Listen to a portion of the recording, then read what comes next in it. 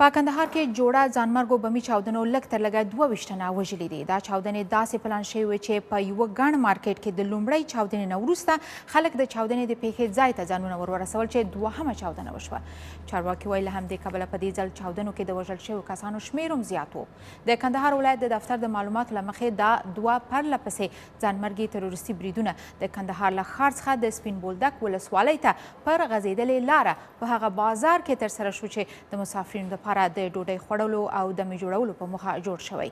په دې پیښه کې د 500 نه د زیاتو کسانو د ټپي کېدو خبر هم ورکړل شوی.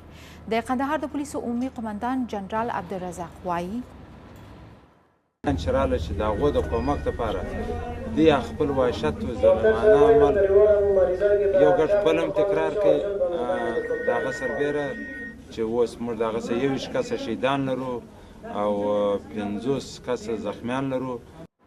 افغان ولسمشر حامد کرزی په داسې حال کې چې د شانګهای د همکاریو د سازمان د مشرانو په 12مه غونډه کې د ګډون په خاطر اوس مهال د چین هیواد ته په پلازمینه بیجینګ کې دی دغه بریدونه په کلکه غندي او هغه یې د ټولو انساني او اسلامي اصولو په خلاف اعمال بللي دي. یو پچاو وسو په هوټل کې نو موږ ورته راوځغستله دلته همسایګان مو خوښ سوي وو موږ د دې سره مرسته کوو عدلیه ولاړ و چې بل پچاو وسو د بل پچاو سره برقرار موږ سره وځغستله خو خدای ماته ژوند راکړي زه یې خپله اخواته وغورځولم بیا یو 14 کسان شهیدان و نه او هغه نور چې هغه ټپیان و هغه مو سره ورپورته کړله د کلي اردو ته یې واستوله.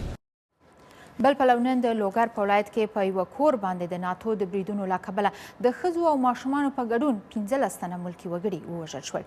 ناتو وایي په دې بریدونو کې څو تنه سختریزي وژل شوي دي. دوی زیاتوي چې په دې کور باندې د بم د برید پریکړه هغه وخت وکړه چې سختریزو له هغه ځایه ورباندې ډزې وکړي.